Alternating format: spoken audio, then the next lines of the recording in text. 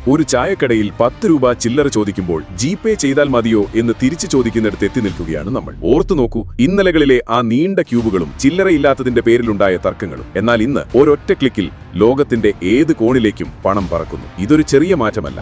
ആഗോള ഭീമനായ വിസയെ പോലും മറികടന്ന് ഇന്ത്യയുടെ സ്വന്തം UPI ലോകത്തിന്റെ നെറുകയിലേക്ക് കുതിക്കുകയാണ്. 2023-24 സാമ്പത്തിക വർഷത്തിൽ രാജ്യത്തെ ഡിജിറ്റൽ ഇടപാടുകളുടെ 70% UPI വഴിയായിരുന്നു എന്നത് ഈ മുന്നേറ്റത്തിന്റെ വ്യക്തമായ തെളിവാണ്. വഴിയോര കച്ചവടക്കാർ മുതൽ വൻകിട ഹോട്ടലുകൾ വരെ ഇന്ന് QR കോഡിൽ വിശ്വസിക്കുന്നു. പ്രതിദിനം 650 ദശലക്ഷം ഇടപാടുകളുമായി നമ്മളൊരു പുതിയ സാമ്പത്തിക വിപ്ലവത്തിന് സാക്ഷ്യം വഹിക്കുകയാണ്. 2016-ൽ ഇത് അവതരിപ്പിക്കുമ്പോൾ പലരും സംശയിച്ചു, അസാധ്യമെന്ന് പറഞ്ഞു. എന്നാൽ ഇന്ന് അവർ പോലും UPIയുടെ ഭാഗമാണ്. കാരണം ഇത് കേവലം ഒരു പണമിടപാട് സംവിധാനമല്ല, മറിച്ച് കോടിക്കണക്കിന് ഇന്ത്യക്കാരുടെ സ്വപ്നങ്ങൾക്ക് ചിറക് നൽകിയ ഒരു വലിയ ആശയമാണ്. ഇതൊരു തുടക്കം മാത്രമാണ്. ഡിജിറ്റൽ ഇന്ത്യ എന്ന ലക്ഷ്യത്തിലേക്ക് രാജ്യം ഒരുമിച്ച് ചുവടുവെക്കുമ്പോൾ ഓരോ QR കോഡും ഒരു പുതിയ പ്രതീക്ഷയുടെ പ്രതീകമാകുന്നു. ചില്ലറയില്ലാത്തതിന്റെ പേരിൽ ഇനി ഒരു കച്ചവടവും മുടങ്ങരുത്. അവസരങ്ങൾ ആർക്കും നിഷേധിക്കപ്പെടരുത്. ഒരുമിച്ച് നമുക്ക് ഈ ഡിജിറ്റൽ യാത്രയിൽ മുന്നോട്ടു പോകാം. കൂടുതൽ ഉയരങ്ങൾ കീഴടക്കാം. ഇതാണ് പുതിയ ഇന്ത്യ. ഇതാണ് നമ്മുടെ ശക്തി.